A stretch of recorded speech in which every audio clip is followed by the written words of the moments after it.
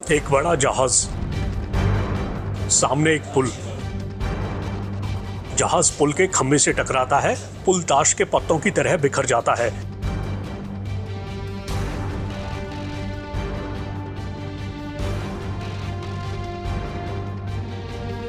ये कोई फिल्मी सीन नहीं है, बल्कि अमेरिका के मैरीलैंड राज्य के बाल्टीमोर में ऐसा हुआ है।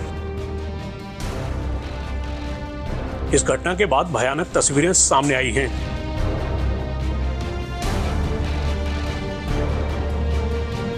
ऐसे में सवाल उठता है कि ये सब आखिर हो कैसे गया। तो चलिए इस मामले की हर बड़ी बात से आपको रूबरू करा देते हैं।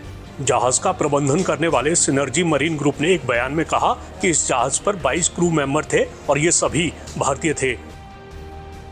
संबंधित अधिकारियों ने बताया कि सिंगापुर का झंडा लगे जहाज दिल्ली में बिजली संबंधी समस्या थी और इसके पुल से टकराने से कुछ देर पहले ही परेशानी में होने का संदेश दिया गया था।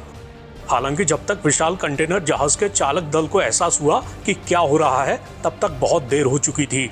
अब तक जो बताया गया है उसके मुताबिक बाल्टीमोर बंदरगाह से श्रीलंका तक की यात्रा की शुरुआत में ही जहाज ने बंदरगाह छोड़ने के बाद पूरी तरह से पावर खो दी और ये शहर के फ्रांसिस स्कॉट की ब्रिज की ओर तेजी से बढ़ रहा था। जो हो रहा था उसे रोकने में चालक दल असमर्थ था और आखिरकार जहाज पुल के खंभे से टकरा गया।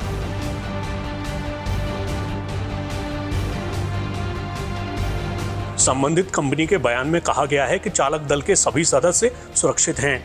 जहाज जब पुल से टकराया उस वक्त उस पर निर्माण दल के मजदूर गड्ढे भरने का काम कर रहे थे। बचाव कर्मियों ने नदी में से 2 लोगों को निकाल लिया है, जबकि 6 लोग अब भी लापता हैं। पूरे दिन खोज और बचाव अभियान के बाद अमेरिकी तटरक्षक के रियर एडमिरल शैनन गिलरेथ ने कहा कि बल अभियान को निलंबित कर रहा है क्योंकि बाकी लोगों के जीवित पाए जाने की संभावना नहीं है। जो पुल टूटा है वो साल 1977 में खोला गया था और ये पटाप्सको नदी पर बना है, जो एक महत्वपूर्ण जलमार्ग है। मैरीलैंड के गवर्नर वेस मूर ने बताया कि मालवाहक जहाज के चालक दल ने पोत के पुल से टकराने से पहले अधिकारियों को बिजली संबंधी समस्या के बारे में सचेत किया था, जिससे पुल पर यातायात को सीमित किया जा सका। मूर ने कहा, ये लोग नायक हैं, उन्होंने लोगों की जान बचाई है। उधर अमेरिकी राष्ट्रपति जो बाइडेन ने कहा, जहाज पर सवार कर्मियों ने मैरीलैंड परिवहन विभाग को सचेत कर दिया कि उन्होंने अपने जहाज से नियंत्रण खो दिया है। इसी का नतीजा था कि स्थानीय अधिकारी पुल के ढहने से पहले उसे यातायात के लिए बंद कर पाए, जिससे निसंदेह लोगों की जान बच पाई।